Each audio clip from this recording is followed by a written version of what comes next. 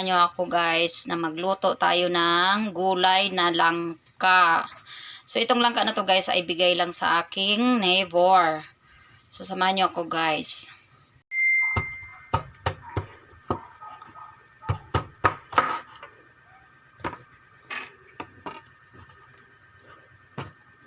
So balatan lang natin guys yung ating langka.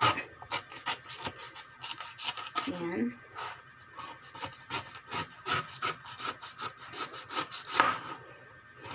Hinati ko siya ng gitna guys kasi nahirapan ako magbalat ng buo.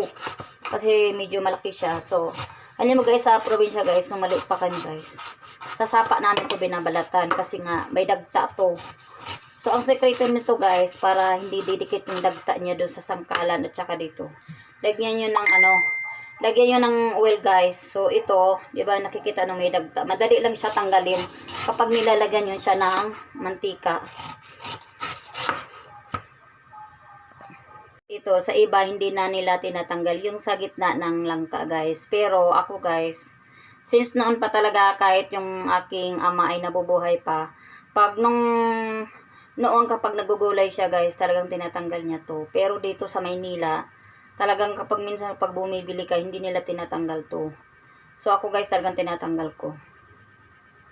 Guys, nabalatan na natin at na-slice na rin ng paganito, pahaba. So, i-slice na naman natin ng para siyang cube style guys. Nahiwa na natin into cubes yung ating langka or jackfruit. So, lalagyan na natin ng tubig guys para pakuluan na natin at para lumambot.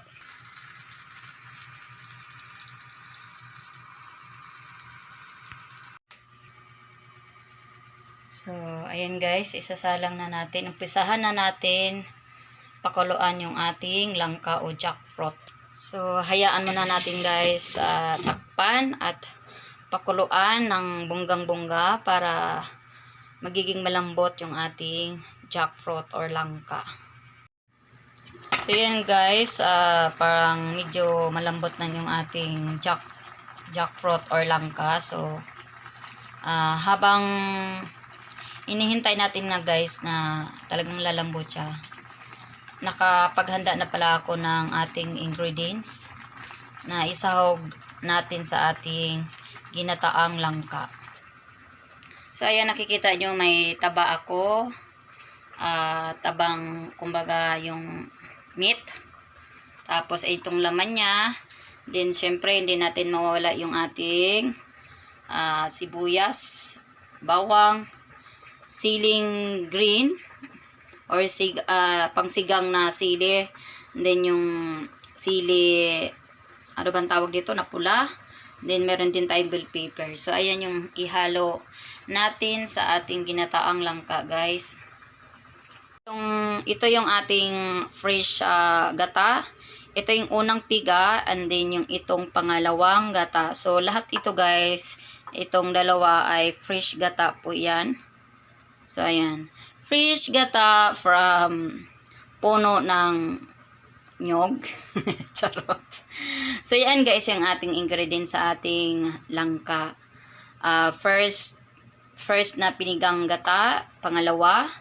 And then yung ating sibuyas, bawang. And then sa taba ng baboy. Tapos yung pinakalaman niya, bawang, sili haba, at saka yung labuyo nga pala, labuyo at saka bell pepper natin. Ito yung ating langka or jackfruit. Ayan super lambot na siya. So, tatanggalan na natin guys ng tubig. Ibubuhos natin dun sa steamer or streamer. So, ayan. Tanggalan natin guys ng tubig yung ating langka. Nakita nyo guys, merong yung pinagpakuluan natin sa ating langka. Diyan lang din ako magluluto. So, ilalagay na natin yung ating taba ng baboy. Tatanggalan lang natin siya ng guys, papakatasin natin siya para makakuha tayo ng kanyang mantika. Dahil doon din tayo magluluto sa kanyang mantika ng ating baboy. Guys, nagmamantika na yung ating baboy. So, pwede na natin ilagay yung ating sibuyas. Isunod yung ating sibuyas pala guys. Isunod natin yung, which is inuna ko yung bawang, then sinunod ko yung sibuyas.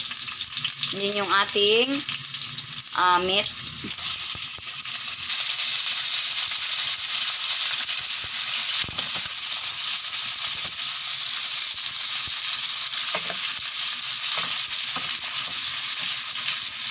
So yun guys, nakikita nyo guys, ayan, may mga itim-itim na yan. So nilagyan ko na pala siya guys ng paminta powder, and then asin, bitchin, at saka patis guys, kasi yun yung talaga pampalasa. So maganda pala guys, kapag niluluto nyo pa lang ang baboy, ay nilalagyan nyo na yung ano, mga condiments like yun nga, paminta, asin at saka bitchin guys, para ma-absorb yung condiments doon sa ating kinakamit, para malasa talaga ng bonggang bongga. Pala natin guys yung ating siling green, pati yung ating sili labuyo. Ayan, then takpan lang natin saglit guys. Ilagay na natin yung ating langka. Ilagay lang natin guys. At halo-haloin syempre. Para mag-mix yung ating mga ingredients doon sa ating langka.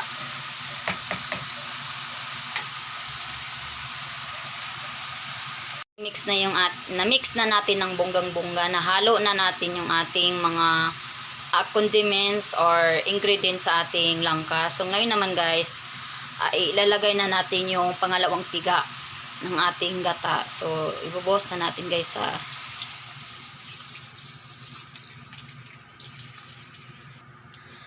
So yun guys, na-mix na natin din yung ating, or nahalo na yung ating, ulit yung ating langka doon sa ating pangalawang piga. So mahirap talaga guys, no, kapag wala tayong taga-video, no, sariling sikap. So minsan nabubulol ako guys, minsan nasasamid kasi, talaga guys, minsan natutuyo yung ating lalamunan sa kakakadaldali, no, sa ating vlog.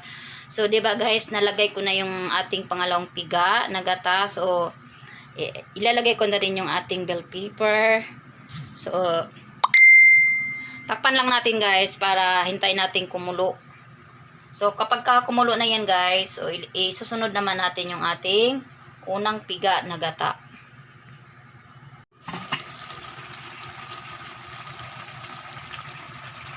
So yan guys, lagyan lang natin ng pork cubes, syempre yung ating ginataang gulay. Tapos, isunod na natin or ilagay na natin yung ating pinakaunang gata, guys. It looks so yummy nyo, guys. Nakikita nyo ba, guys? Nakikita nyo ba yung ating ginataang langka, guys? Almost done na to, guys. Takpan na natin ulit, guys, para hintayin na natin mag-mix lahat yung ating mga ingredients dyan. So, takpan natin ulit, guys. So, yun na, guys. Nakikita nyo, guys. It's so creamy yung ating ginataang langka. So, nakikita nyo naman, guys. So, ayan. So, almost done na tayo, guys. So, ayan. Luto na yung ating ginataang langka or jackfruit. So, ayan. Ready to eat na.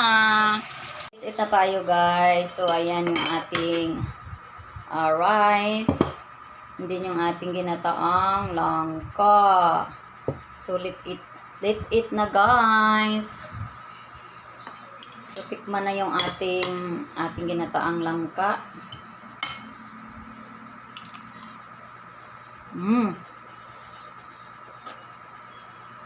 Super lambot yung ating langka, mga lalabs. And then syempre sakto lang yung aking pagtimpla sa ating ginataang langka. So, since na nilagyan natin siya ng sili green, tsaka yung sili labuyo, so medyo maanghang yung ating langka. So, It's so yummy. Super lambot yung ating langka. Pinakuluan ko lang siya guys ng almost 1 hour. So mabilis lang guys kapag medyo bata pa yung langka at saka yung maliliit yung hiwa. So mas mabilis talaga yung lambot ng ating langka kapag ganun ang slice. Ngayon guys, dito nagtatapos yung ating pagluluto ng ating langka. So kung kayo ay bago pa sa aking YouTube channel, please don't forget to click subscribe. At pwede kayo guys na mag-suggest sa akin guys kung ano pang dapat natin i-vlog guys. So yun lang guys, thank you so much and God bless. At muli, maraming salamat sa pagsuporta sa aking YouTube channel, sa panonood ng aking mga minsan walang kwentang video. Charot lang. So bye guys, thank you so much.